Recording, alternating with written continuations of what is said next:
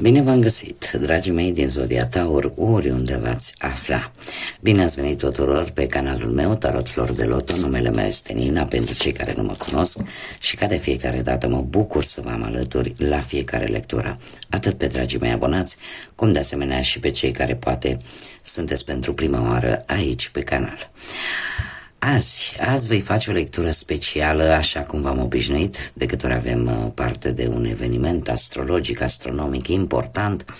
Facem câte o lectură specială și de data aceasta vorbim de Marea Aliniere Planetară, un eveniment unic de care nu vom mai avea parte, din păcate, decât peste foarte multe generații.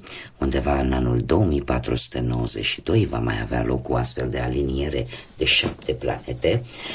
Cei care mă urmăresc deja știu că am avut o aliniere, prima aliniere de 6 planete, încă de la începutul lui februarie. Dacă vreți să urmăriți acea lectură, o găsiți pe lista Tarot 2025. Dar de data aceasta, pe 28 februarie, vom avea parte de o a 7-a planetă care se va alătura celor 6 și în acest fel toată această aliniere, toată această mare aliniere planetară este o ocazie unică de a manifesta dorințe. Să luăm acest fenomen ca oportunitate de a cere Universului: uite, asta este ceea ce eu îmi doresc. Știu că nu are legătură cu voi fiind o zodie de pământ, totuși zodiile de apă, poate aveți în familie, în jurul vostru, persoane din zodiile de apă, Rac, Pești sau Scorpion, cumva se vor simți mult mai afectate sau vor simți mult mai acut toată această puternică energie universală. Toată această paradă planetară vine ca o invitație din partea Universului în a reflexiona, în a lăsa în urmă ceea ce nu ne mai servește și în acest fel în a ne deschide către noi posibilități. Universul ne vorbește printr-o multitudine de feluri și de simboluri și de semne, iar această paradă planetară este o aducere aminte că mereu e loc de mai bine, că mereu e loc de dezvoltare, de creștere și că putem visa la lucruri mărețe. Cele 7 planete le voi lua pe rând ca să vă spun așa cu fiecare cu ce energie vine pentru toate zodiile, nu neapărat numai pentru voi imediat voi discuta. Venus, care este planeta care vă guvernează pe voi, ne îndeamnă să punem ordine în relațiile sentimentale, în aspectul nostru fizic, da? În relațiile în general cu cei dragi. Marte vine cu acțiune și cu acel îndemn de a lua inițiativă, mai ales pe planul profesional, da, în muncă, sau e momentul să facem ceva vis-a-vis poate de un anumit proiect care ține de carieră sau poate chiar de un hobby, de o pasiune pe care am tot răgănat-o și cu care poate putem să câștigăm ceva. Da? Deci ne îndeamnă la acțiune. Jupiter, marele benefic, vine și el cu lucruri noi. Te îndeamnă să începi lucruri noi, să te extinzi. Desigur, Saturn ne va ajuta să ne organizăm un pic mai bine și să punem acele baze solide acolo unde este nevoie, în proiectele noastre, în planurile noastre de viitor. Uranus vine cu un gând bun, un îndemn de a ieși din rutină, de a ieși din zona noastră de confort, în așa fel încât să lăsăm în urmă obiceiuri poate nesănătoase sau lucruri cu care deja prea mult timp am stagnat. Neptun, guvernantul peștilor, vine cu intuiție. Se pare că visele vor fi foarte puternic influențate în această perioadă, așa că n-ar fi rău să vă ascultați ce vă spune inima, intuiția, pentru că este foarte bine aspectată. Iar cea din urmă, Mercur, care se va alătura acestei salbe de 6 planete, ei, Mercur vine cu maniera în care noi vom comunica și ne vom relaționa cu ceilalți. Va aduce un impact emoțional foarte puternic care, într-un fel sau altul, va putea ajuta zodiile să se relaționeze între ele. Chiar dacă se poate întâmpla ca unii dintre noi, tocmai această sensibilitate și această în comunicare e posibil să poată cauza și mici neînțelegeri, dar în același timp poate să aducă, să fie și de bun augur. Cum, de-al minteri, Mercur vine cu acea formă în care noi vom putea să înțelegem pe ceilalți din punctul ăsta de vedere emoțional. Bun, dragilor, în ceea ce vă privește pe voi, toată această mare aliniere de planete, de 7 planete, se pare că pentru voi va aduce o mare motivație către acele oferte, către acele șanse foarte importante, mai ales pe plan profesional. Dar mare atenție și pe plan financiar. Se pare că Jupiter, planeta norocului și a creșterii, are o puternică influență asupra voastră în această perioadă, așa că este un moment favorabil pentru ambiții profesionale sau investiții financiare. Așa că nu este rău deloc. Acum, haideți să vedem ce ne spune acest oracol al zânelor, cam care este energia voastră, dragilor. Cere ajutorul și avem numărul 2. Se pare că în acest moment unii dintre voi sunteți așa un pic într-o dualitate perfect umană, simțiți nevoia de a trăi în pereche, simțiți nevoia de iubire, simțiți nevoia de a nu face absolut nimic singuri. Simțiți nevoia poate de pace, de un echilibru și simțiți nevoia de armonie, așa, per general. Indiferent de ce aspect al vieții vorbim. Care este mesajul zânelor? Cere ajutorul. Îngerii și ființele celestiale protejează pe oricine.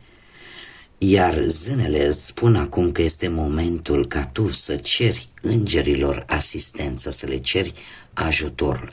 Aici trebuie să vă fac o mică, neapărat mărturisire, cred că o mică informație. Din punct de vedere spiritual, îngerii sunt în permanență lângă noi, mai ales pentru cei care au această credință, da? Nu vreau să monopolizez și să spun că vorbesc decât pentru anumite persoane.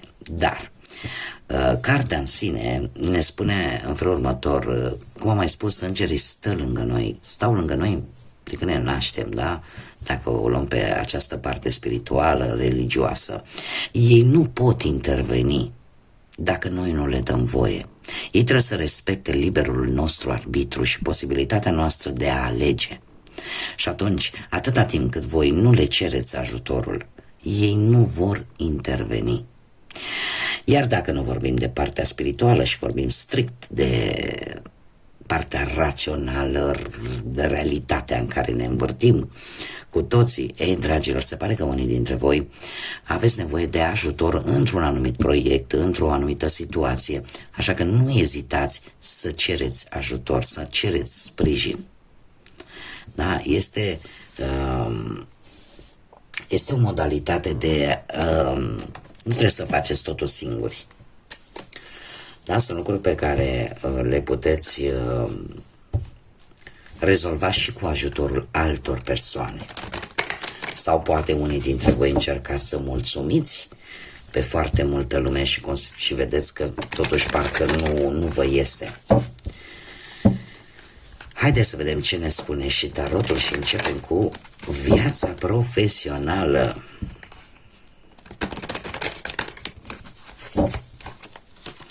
Ce vine pentru dragii mei din Taur pe plan profesional? Dragii mei dragi, se pare că pe plan profesional ați avut o perioadă de progres. nu știu, ori că v-ați mutat de loc care v-a adus îmbunătățiri, poate materiale, sau că ați obținut vreun job mai bun decât cel anterior. Da, cumva a fost o stare destul de stabilă pentru voi din punct de vedere profesional. În prezent, un 4 de cupe, dragilor, nu știu dacă la locul de muncă ați avut persoane care să vă tot piseze așa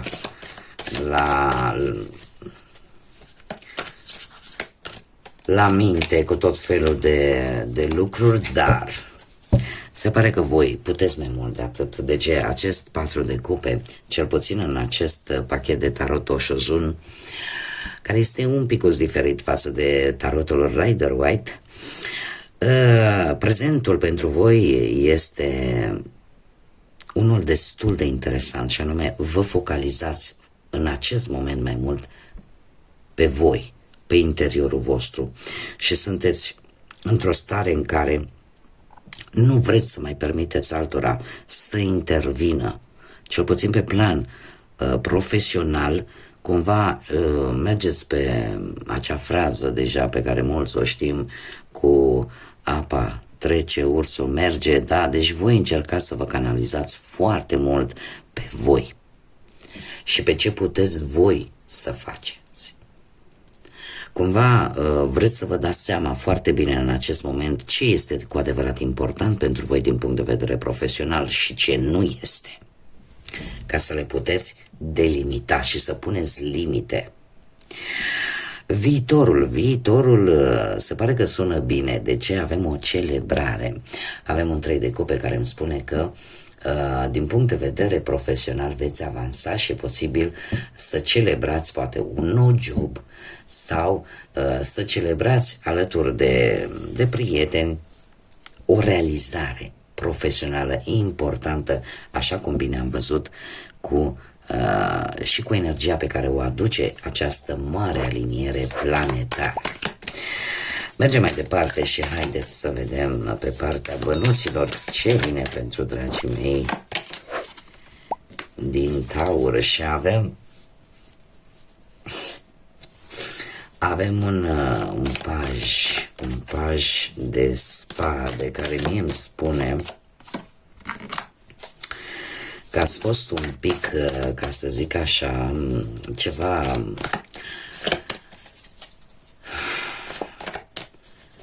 ceva v-a obosit mintea, o anumită situație financiară căreia poate cumva nu-i găseați voi o soluție. Și este foarte interesant. De ce? Pentru că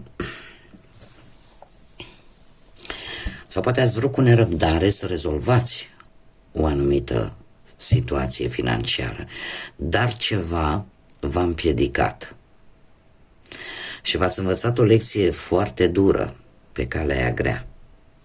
E posibil ca anumite probleme financiare pe care le-ați traversat sau poate încă le mai traversați să fi fost tocmai din cauza unor secrete care au fost folosite împotriva voastră. Informații pe care voi le-ați dat unei alte persoane și care la un moment dat le-a folosit împotriva voastră. Prezentul cu acest cu forța, cu valoarea, cu curajul, se pare că nu te va dărâma această situație, pentru că ești hotărât să o iei de la capăt. Și acest arcan major, curajul, mie îmi spune că pe partea banilor ai norocul de partea ta. Și unii dintre voi chiar e posibil să faceți și o achiziție de valoare, să cumpărați voi ceva de valoare. Viitorul apropiat, în schimb, viitorul apropiat vine cu acest 8 de spade. Un 8 de spade care, trebuie să vă spun încă de pe acum, nu trebuie să gândiți negativ, indiferent de situație. Luați experiențele negative ca pe lecții și nimic mai mult. Luați-le ca pe lecții. Și să vă spun de ce, pentru că există aici o vină pe care voi o resimțiți în interiorul vostru și care nu vă dă pace și care într-un fel sau altul are o legătură cu o situație financiară. Există aici ceva care vă macină.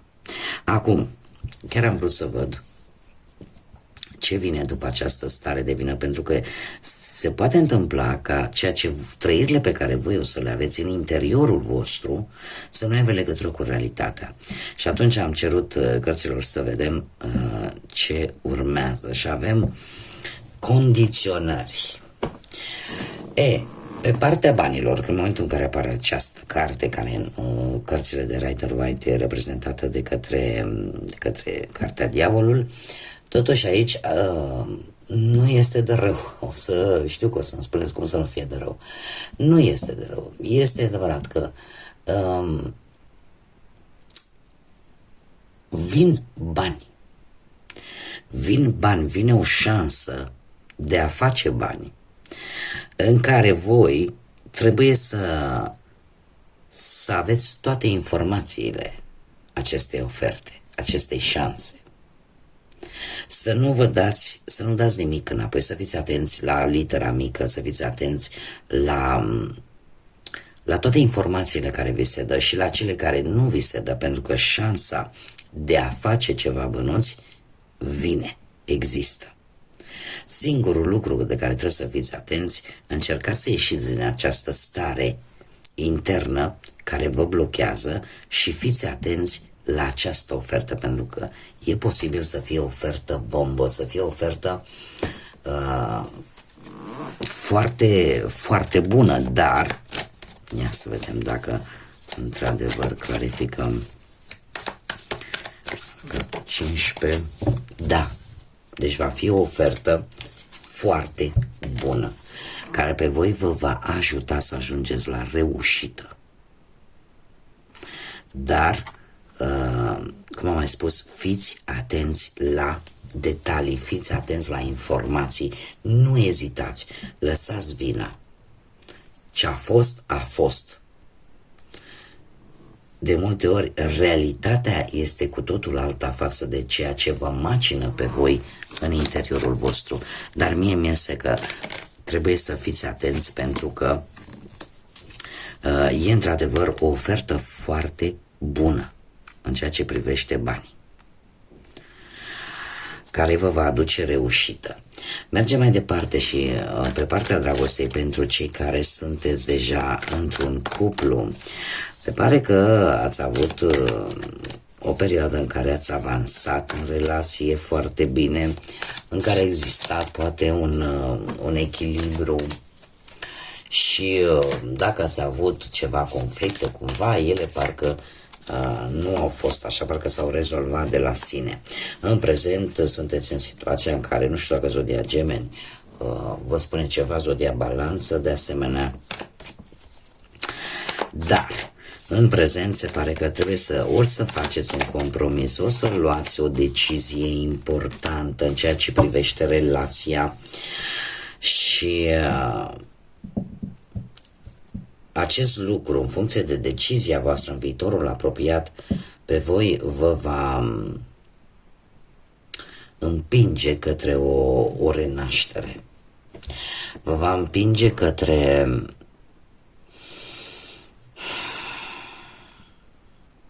o transformare majoră din punct de vedere sentimental pentru voi. De ce spun acest lucru?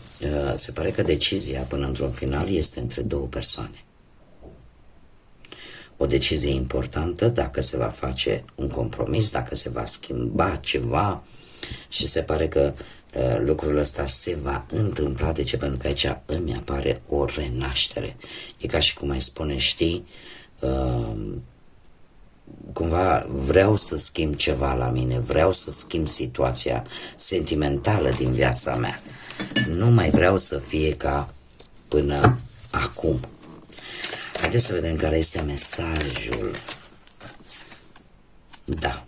Și avem o întâlnire. Se pare că unii dintre voi chiar veți experimenta o întâlnire foarte importantă pentru voi, o întâlnire în doi, care îți cam face cu ochiul, care te cam atrage să o accepti. Mergem mai departe, foarte încălcită de data aceasta, dragilor, mai ales pentru cei care deja sunteți într-o relație. Mergem mai departe și haideți să vedem, ce saltă cărțile.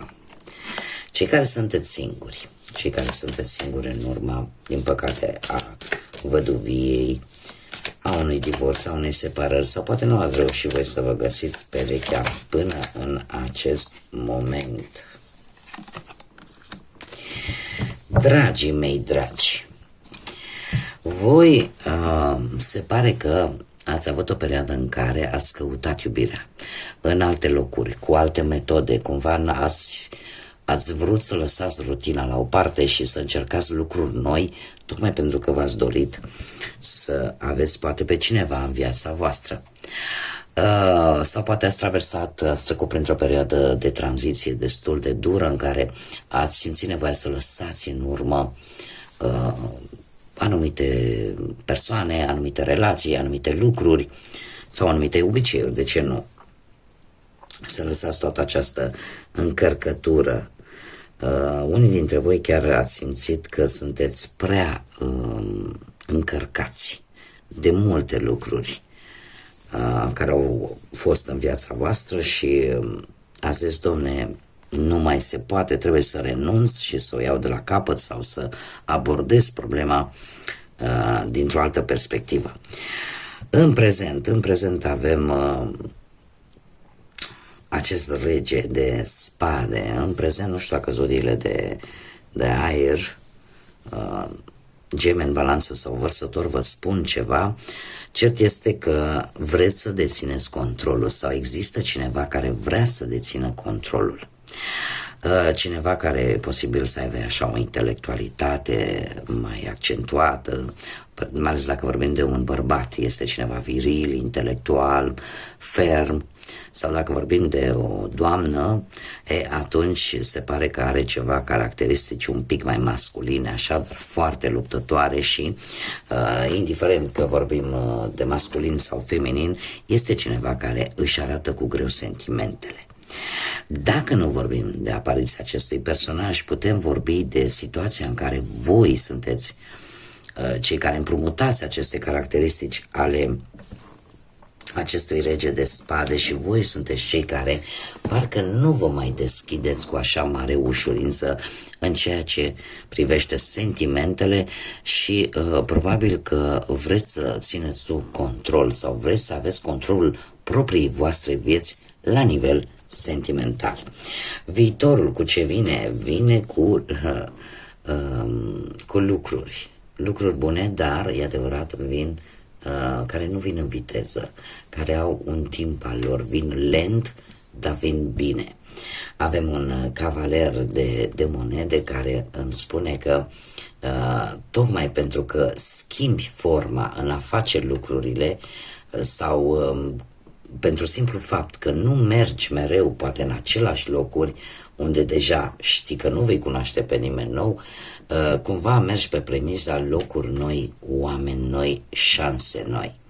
Așa că se pare că aveți foarte multă răbdare și ceva se schimbă, sunteți mult mai responsabili și mai ales cei care aveți poate și copilași sau aveți persoane dragi lângă voi, parcă sunteți mai preocupați un pic mai mult de siguranța lor. Care este mesajul pentru voi, dragii mei? Mesajul romantic pentru voi este acela de a vă deschide inima. Se pare că iubirea, clar, este cea mai înaltă, cea mai măreață energie dintre toate, așa că las-o să intre. Mai ales cu această aliniere planetară de 7 planete cu această puternică energie. Și acum un mesaj, dragii mei, general pentru voi toți. Avem o lună plină în Balanță care îți cere să găsești echilibru. Această lună plină în Balanță îmi spune că apare în primul și în primul rând necesitatea de a fi cât mai echilibrați, de a fi cât mai ponderați și mai ales în ceea ce privește familia și relațiile voastre. Trebuie, cumva, veți acorda poate mai multă atenție relației actuale și veți căuta acea armonie în relație. Cumva, unii dintre voi desigur vă veți decide un pic mai greu sau asupra unei anumite situații, asupra unei anumite hotărâri. Cert este că veți fi mai diplomați, un pic mai amabili și cumva, chiar dacă veți face lucrurile așa cam în maniera voastră.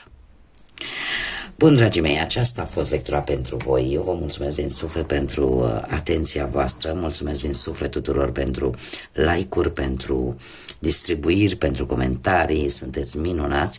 Vă invit pe toți ceilalți care încă nu v-ați abonat să o faceți. Eu vă aștept cu mare drag aici la fiecare lectură. Sper ca acest fenomen atât de important, universal, astrologic și astronomic în același timp să vă aducă acea energie puternică de care aveți nevoie, să aducă acea energie pozitivă acolo în punctele de care voi sunteți interesați cel mai mult și în felul ăsta să vă recâștigați încrederea în voi, să vă recâștigați energia pierdută și să puteți să manifestați dorințele voastre universului și în așa fel încât să vă ajute să le duceți la bun sfârșit. Până data viitoare, când ne vom reîntâlni la o nouă lectură pentru voi, dragilor, numai bine vă doresc multă lumină în suflete, în gânduri și, desigur, să fiți iubiți.